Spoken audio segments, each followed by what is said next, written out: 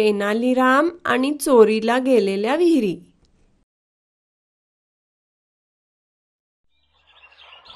विजयनगर राज्यात एक वर्ष पाऊस कमी पडला होता.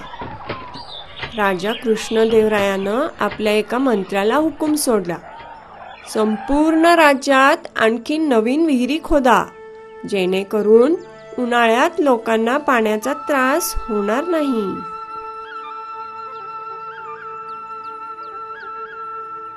ह्या महत्वाच्या कामासाठी मंत्र्याला खूप पैसे देण्यात आले.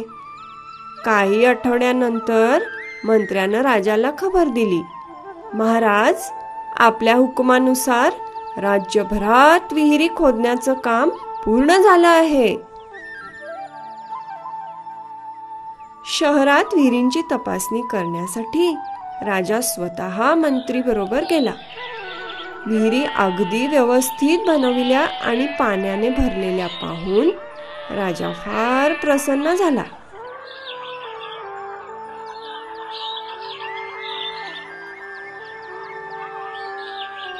पण उन्हाळ्यात खेड्यातील काही रहिवासी शहरात आले आणि ते राजाला भेटण्यासाठी उतावळे होते.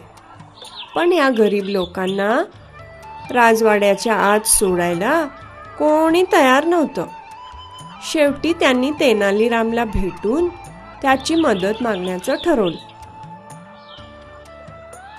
खेड्यातील लोकांनी तेनालीला सांगितलं की त्यांच्या गावात पाणीच नव्हतं.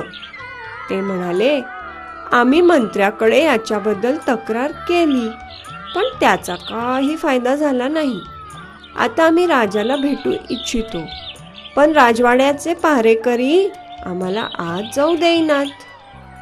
तेनालीरामानं मंत्र्यांना बनविलेल्या विहिरींबद्दल त्यांच्याकडे चौकशी केली, पण त्यांनी दुःखानं उत्तर दिलं, आमच्या गावात एकाही विहिरीचा मागमूस नाही.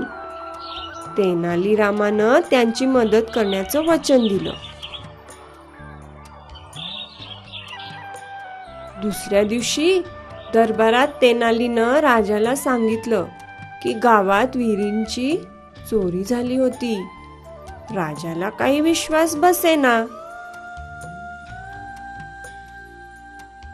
तेव्हा तेनाली म्हणाला, महाराज, त्या गावातील रहिवासी बाहेर उभे आहेत, आपण त्यांना विचारू शकता.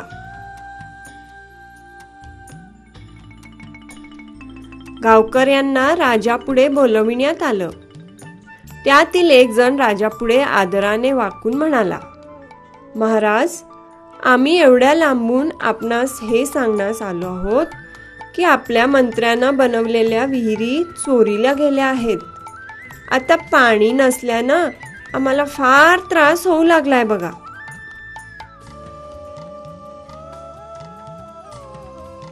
राजा लगेच तयार झाला आणि तेनाली आणि त्या मंत्र्याला घेऊन तोही गावात पोचला.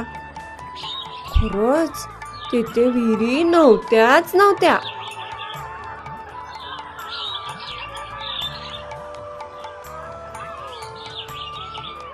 मग राजानं राज्यभरात तपासणी केली आणि जेव्हा त्याला कळून आलं की विहिरी केवळ विजयनगर शहरात आणि आजूबाजूच्याच गावात बनवल्या गेल्या आहेत, तेव्हा त्याला फार राग आला. दूरवरच्या गावात एकही विहीर खोदली गेली नव्हती.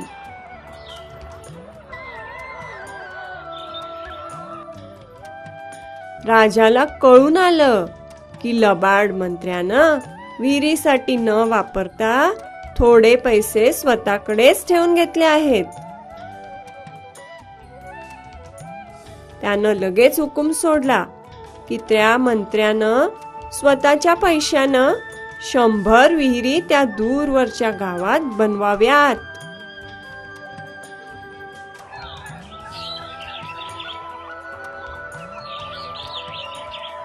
तेनालीरामने या कामाची देखरेख केली आणि ते फार लवकर करून घेतलं. त्याच्या मदतीबद्दल गावकऱ्यांनी त्याचे आभार मानले.